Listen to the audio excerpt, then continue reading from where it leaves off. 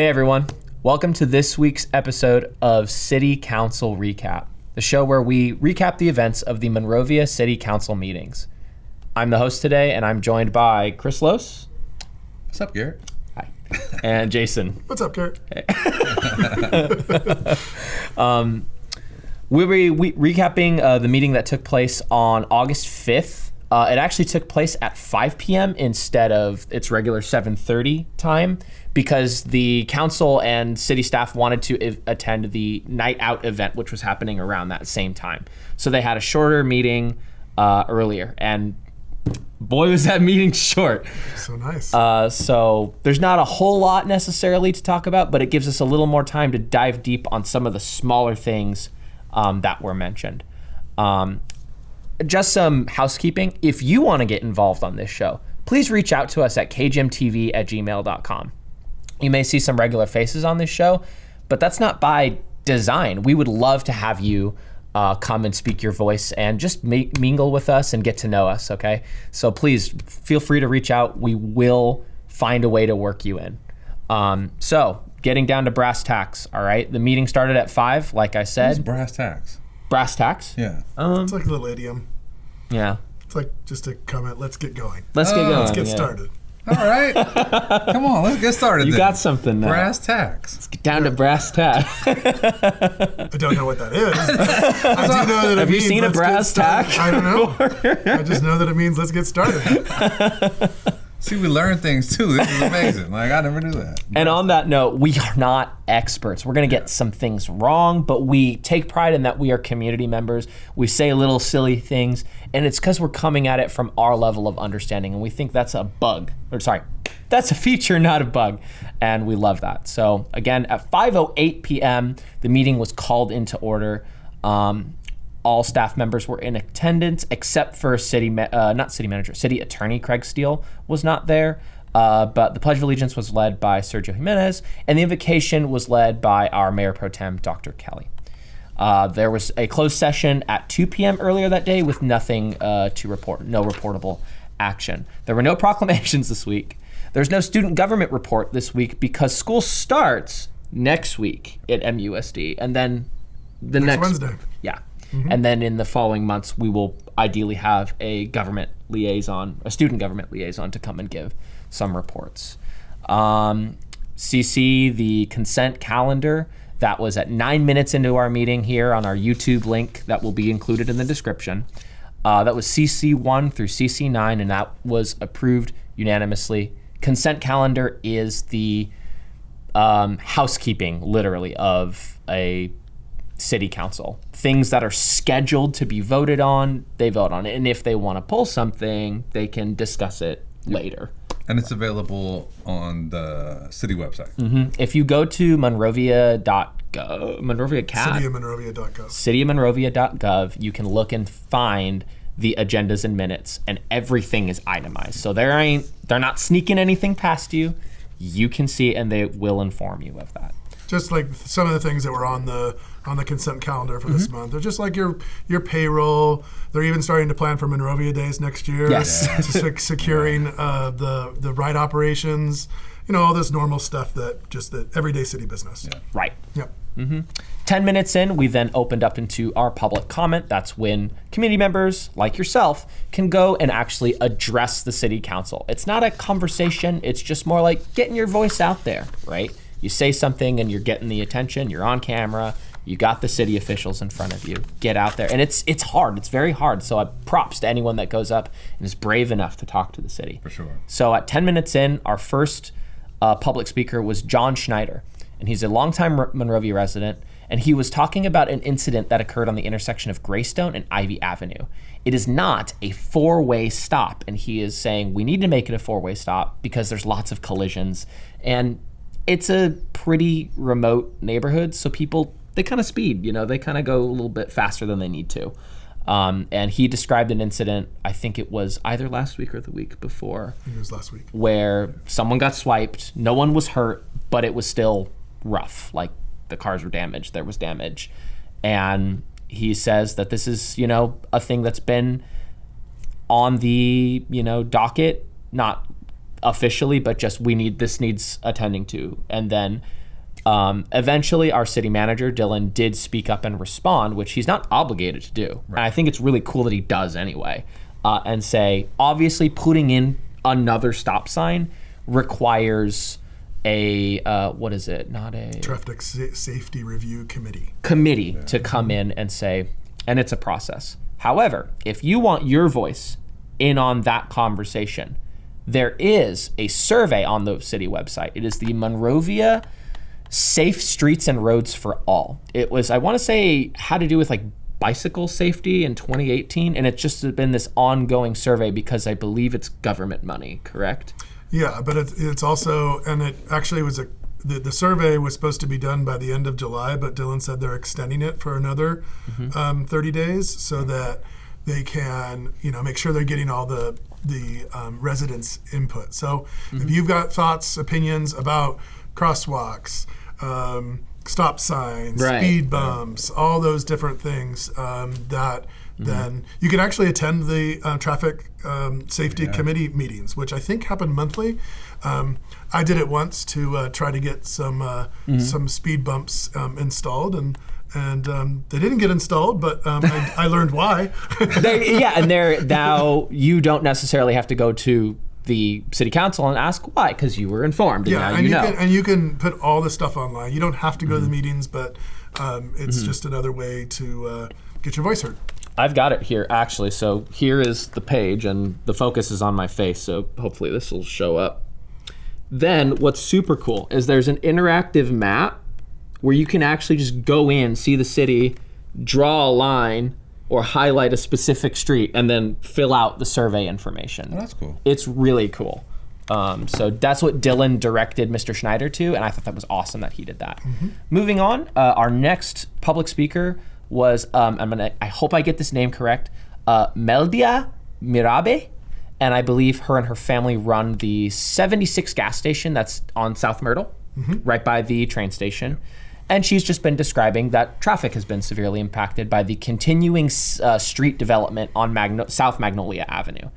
And yes, I have used that street a lot, whether I'm longboarding or going to the train station or going to Santa Fe Middle School. And yeah, that street's been closed forever. Dylan explained that there's some, stuff hung up with Edison, that the contractor and Edison are working out. So they're going to start moving stuff out of the way, but they know that it's kind of an eyesore and, of course, an obstruction.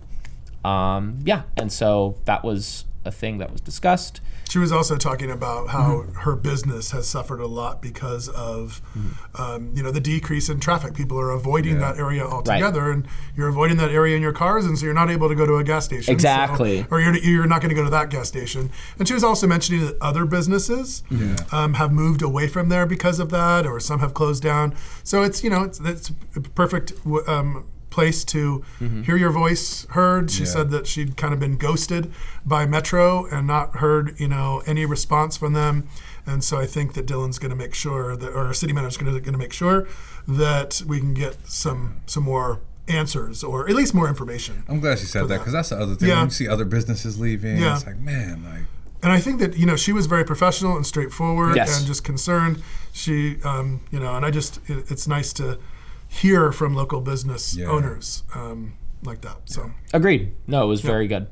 There was no public hearings after that. Normally there's like presentations, and at that point, it's a big presentation, and then the public can weigh in, which would potentially influence the council's decision. Nothing like that tonight. Then we moved on to our reports. 20 minutes into our stream, that's when the city manager, the city staff, and the city council all report on what they've been up to since the last meeting. In that RCM, that's where I described Dylan responded to those public comments. He also, like you just said, mentioned that the survey has been extended. What else? They wanted to talk about as well. Sherry came in and she talked about the MAP and Youth Leadership Academies that are upcoming this fall. Both the adult and the teen classes. It's 8th through 12th grade, I want to say. Yes. And the middle school, high school groups will be meeting right after school, 3 to 5 or something. And then the adult classes, which I don't know what day they are, but they're like Thursdays, and they're like later, like 7 to 9 or something like that. So for those of you who don't know, MAP is an acronym for Monrovia Area Partnership, and it's an organization that provides free services to educate our youth on things that are really important life skills, like resume building, public speaking. You learn about the operations of city government. And then the adult, which is 18 and older, also, this is a reoccurring thing. It happens multiple times throughout the year, but it teaches you a lot of stuff about city government and operations, and you learn more about our municipality and how we can work together. And it's just discovering resources in town and stuff like that. Like if you don't know much about the city and you just moved here, great thing to get involved with to just kind of get an overall understanding of what's going on. Yeah. There's been a lot of talk about the block party trailer. Like I hear that talked about a lot. I'm glad. I love it. Yeah, it's good. I mean, the city provides a trailer that they'll come and drop off on your city block for free. Yep. And provide you with a bunch of different resources, and they want to encourage community engagement and get to know your neighbors and learn about one another, and because our communities and our neighborhoods are safer when everybody knows each other. I mean, we certainly feel that in our neighborhood, and the MAP program is great, and the block party thing is a great thing that's continuing on. Yeah. I'm thinking about possibly signing up for this one. Yeah. A few of our council members didn't have a report. As I said, this was a very short meeting. That include Councilmember Belden, Councilmember Spicer. He had some stuff to say, but he's going to hold that off for a longer meeting. But Councilmember Jimenez talked about his visit to the Independent Cities Conference in San Diego. They were talking about wildfires. They were kind of experimenting with like an AI chatbot to like help direct people to those conversations, I suppose. They were discussing issues of homelessness, and he was excited that Monrovia is working towards more permanent solutions, getting people in a place where they can stay for a month or so at a time, which is way more helpful than just, things that in some people's view might be empty gestures. And it's good that the thing that we're giving the unhoused is a house. Like that's like a big thing. And then resources thereupon, a caseworker, food, someone that's saying, hey, where are you at? How can we help? We have in Monrovia, we have a program called Pathways. Yes. And Pathways works with the city and actually surrounding cities as well, the San Gabriel Valley, in identifying those unhoused that need additional support and provide them with housing, clothing, medical services, veterinary services for their pets. So it's a great program that has been in operation here in Monrovia for a while. Yeah. And it's not just to provide resources to the unhoused on the streets to help them on the streets. It's designed to help them get off of the streets. Exactly. Yeah. In some type of more permanent housing apartment. We use them in local hotels that the city's contracted with. So it's a great program. Yeah, it's cool. And it's made a big difference. Yes. Agreed. Yeah. Dr. Kelly, our mayor pro tem, she talked about, I don't know if she went to the same conference as her. Okay, cool. Yeah. And then she was talking about, on her end, she's like networking with other cities, Culver City. One of her big focuses has been, what is the San Gabriel Valley and Monrovia going to do in 2028 when the world shows up at our doorstep for the Olympics? Yeah. How we can benefit. Obviously, it's going to be huge revenue. Obviously, there's going to be logistical impacts. Like people, like you think LA is crowded? The world's going to show up for several months at a time. I remember what it was like in '84. I'm aging myself here, but yeah, I mean, it was crazy. So I heard this news report in the last couple of days. I think it might have been on like Spectrum or one of those things. They're saying that last year when LA had the Super Bowl, was it last year or the year before, at SoFi? I mean, all of that kind of happens, and you work for months and months and months, years to prepare that, and that's like everything has to go off correctly. They're saying that the Olympics in 2028, there's like double the amount of sports 100%. and sporting venues since '84, and they're saying it's almost like having 7 Super Bowls in the same city every day of the Olympics. For there's a lot of work yeah. that needs to happen. And that was like a comparison that I was like, wow, there's a lot of stuff. Absolutely. And you know what Dr. Kelly was talking about is that what Culver City is doing is that they're working with nations to partner with their cities. Exactly. Yeah. So,